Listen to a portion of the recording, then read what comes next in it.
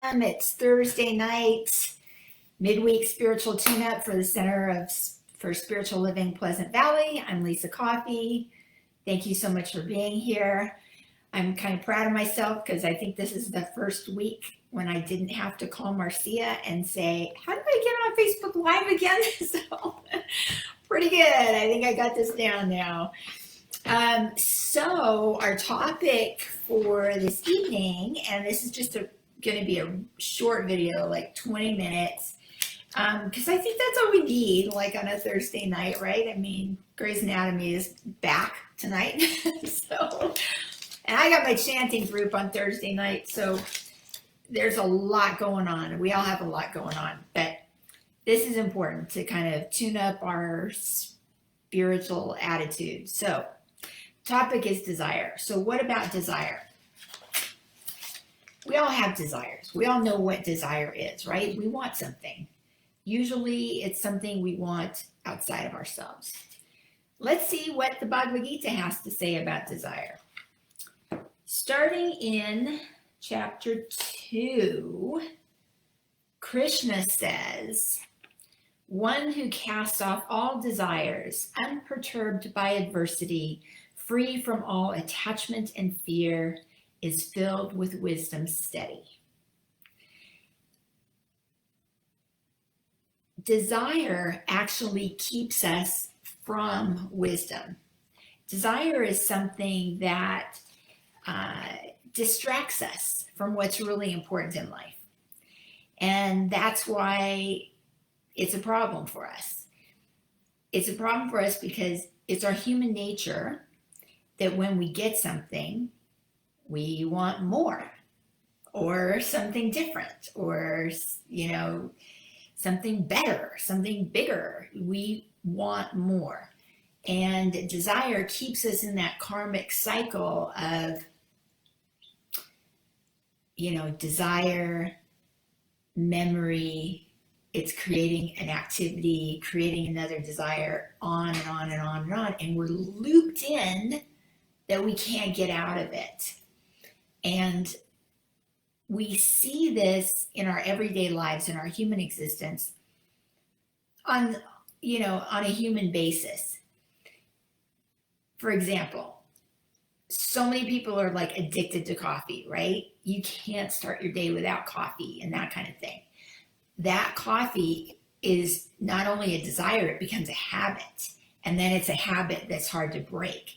And is this really good for you? Do you need the caffeine? Do you need the acid? Do you need whatever fancy stuff you're putting in the coffee? Probably not, right? So that's just, a basic everyday example. But on the bigger picture is we want to get out of the karmic cycle of life and death. We want to finish our karma. We want to get enlightened, understand what life is all about, know God and know who we are, so that we don't have to come back to this earthly plane. So many people might say, well, why would you want to come back to the earthly plane? Isn't life fun? Isn't life grand? Isn't life great? Like, I'm having a good time. Okay, great. If that's how you feel and you want to come back, good. Good for you. You're not there yet. It takes thousands and thousands of lives, probably, recycling through over and over and again until you get to the point where you say, you know what? Life is tough. Life is really hard. From the minute you come into this body through the birth canal, it hurts. And you have pain of heartbreak. You have worries of,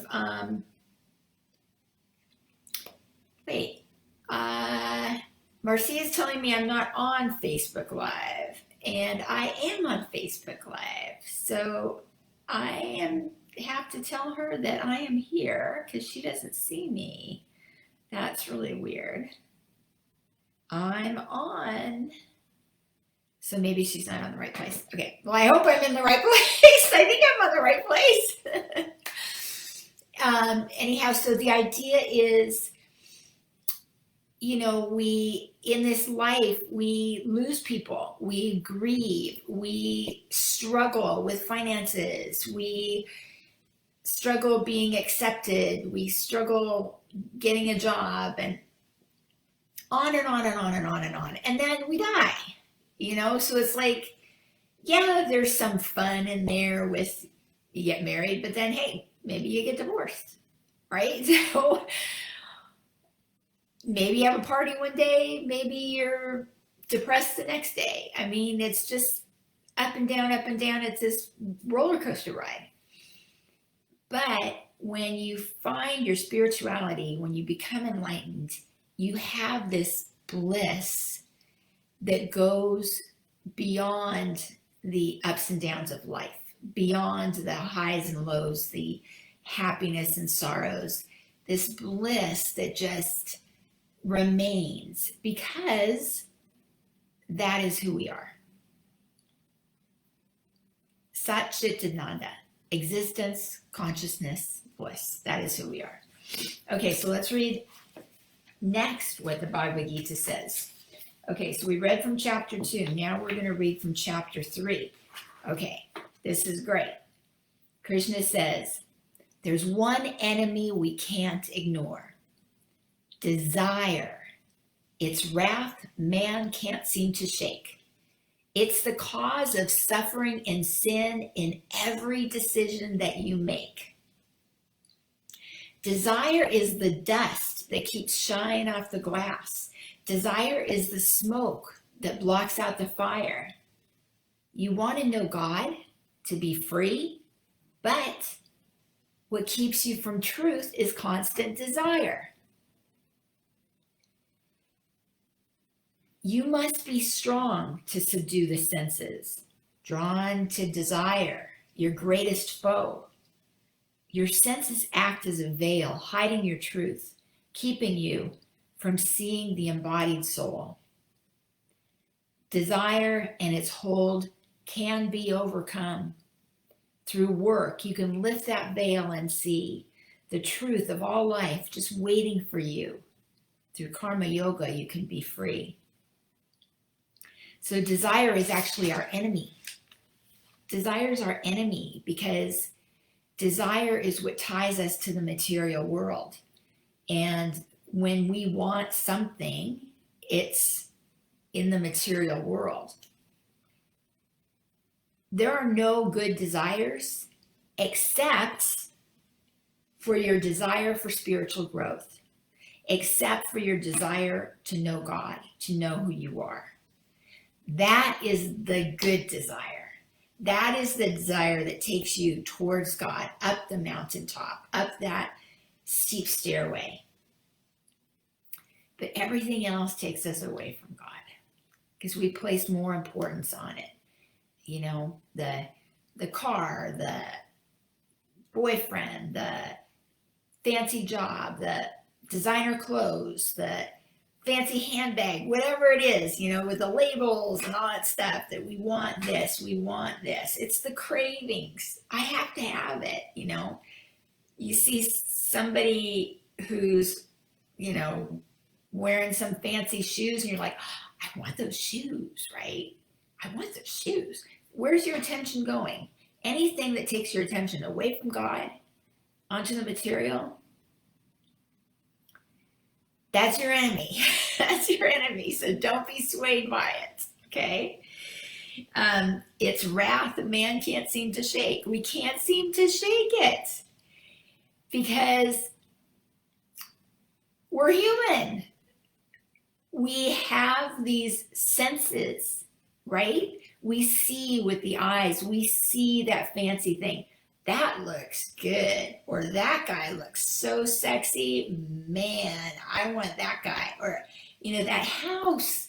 Or the jealousy. Oh, my friend has a big house. Why can't I have a big house? I want a big house, Okay, or the ears. You hear something. You hear, oh, so-and-so got this job. Or so-and-so. Now I want this. I want that. Why can't I have that, right? The touch, I don't want just a plain cotton coat. I want cashmere because it's so soft. You know, I have to feel that.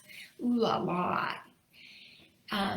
Smells. You want good smells, right? You want the taste.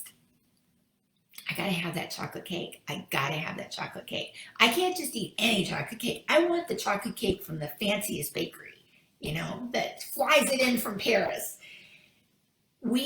Our senses keep us tied to the world. So that's why Krishna says here, you must be strong to subdue the senses, drawn to desire your greatest foe. Your senses act as a veil, hiding your truth, keeping you from seeing the embodied soul. That's what he says, is that our senses is the problem. So what we need to do is, and when did he say this? I think he said this in chapter 2. No. Oh, here. Yeah. So the illumined withdraw the senses as a tortoise draws in its limbs. Freed from the objects of senses, all wisdom is fixed in him. So you've all seen a turtle or a tortoise, you know, they have their limbs sticking out and their neck sticking out. But if they sense a predator or something, they draw them in like that. So the 4 limbs in the neck, that represents our 5 senses.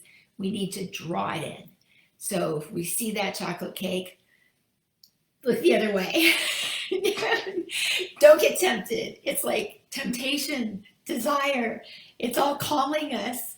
And we're drawn. We want to go. But don't give in. That's your enemy. You can be stronger than this. So what do you do instead? Well, Krishna is giving us some tips. He says the person with self-control, with the senses under restraint, attains serenity of mind, free from attachment and hate. Have your senses on a leash. Okay? Yes, we need to eat. We're not going to starve ourselves, right? Dinner time, feel free to enjoy your food. But have self-control. Don't eat everything on the menu. Just eat your meal that you need for sustenance, okay? And here he says, without longing, free from desire, seeing what is constant and true, devoid of the sense of I and mine, this peace can come to you too. Without longing, free from desire.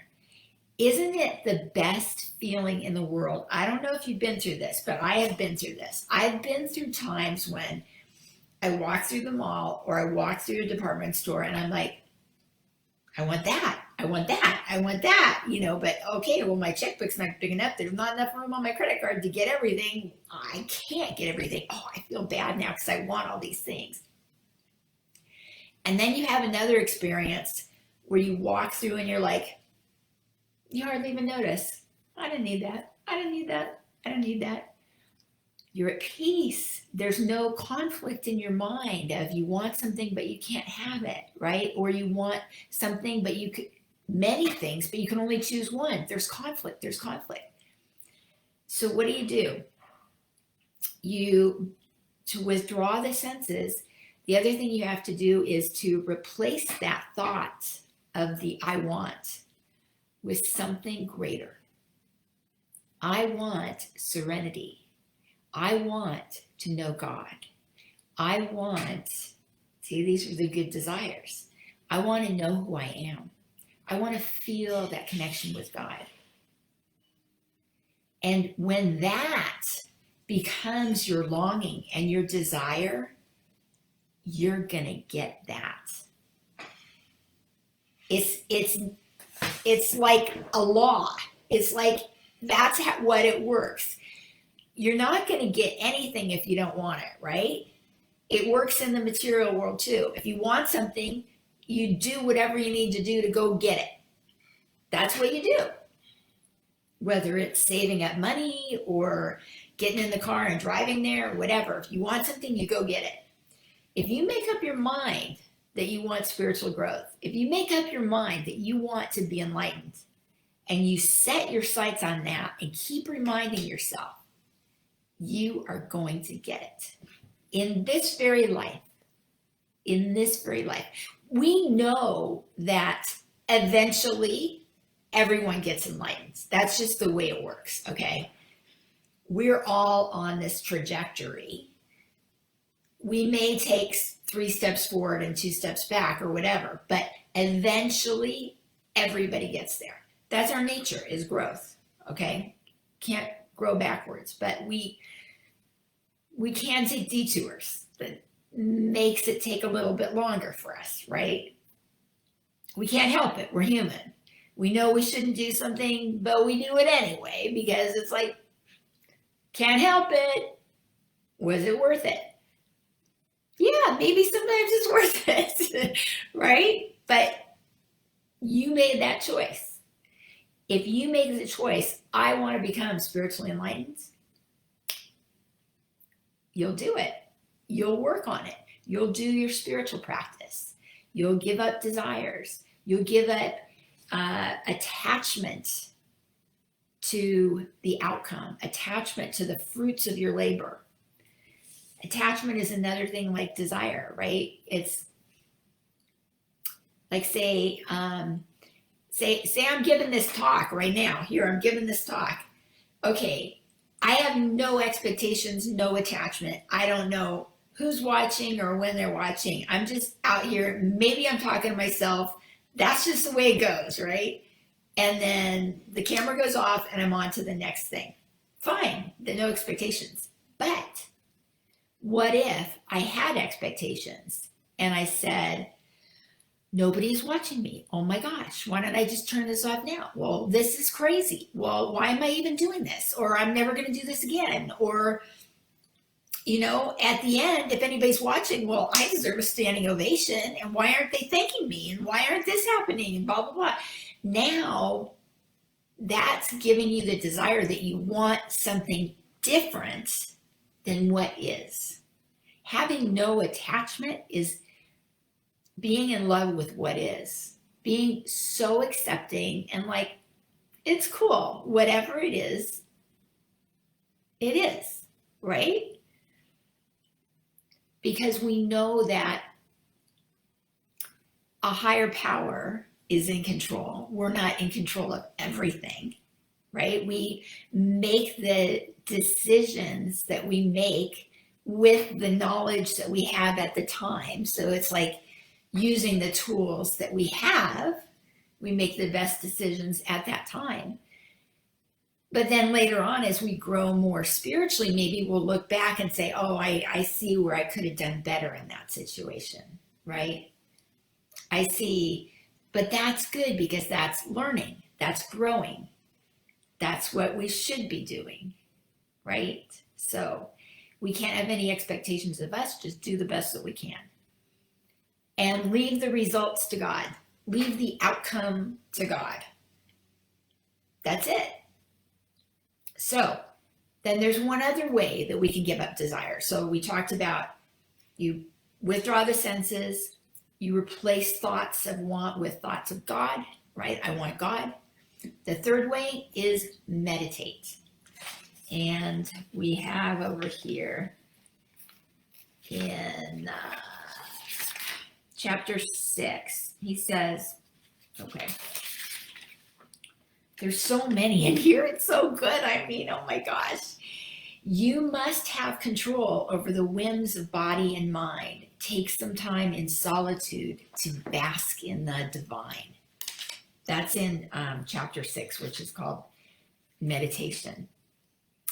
When you're basking in the divine, you're just like marinating in that spiritual energy. You're just being quiet. It's another way to close off the senses. You know, close your eyes. Don't talk. Don't answer the phone. Don't listen to anything. Just be. Just be at peace. This time for meditation, if you can do it every day, great. If you can do it twice a day, better. You know, if you can do it for 20 minutes, 30 minutes a day, twice a day, fantastic. But do what you can. Do something every single day because it's a ritual and the results are cumulative. So every little bit you do counts.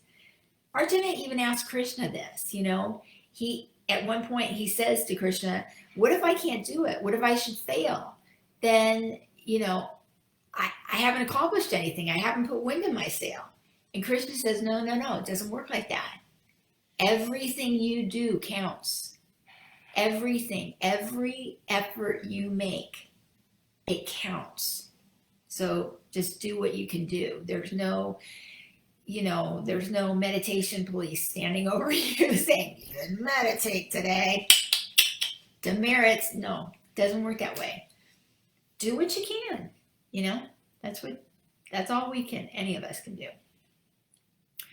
Okay, so I hope that gave you a little bit of food for thought and some great ways to practice giving up desire. I'm off to my chanting, and I hope to see you guys soon. Thank you so much. Mwah. Namaste. Om Shanti Shanti Shanti. Hari Om Tat Sat. Thanks so much.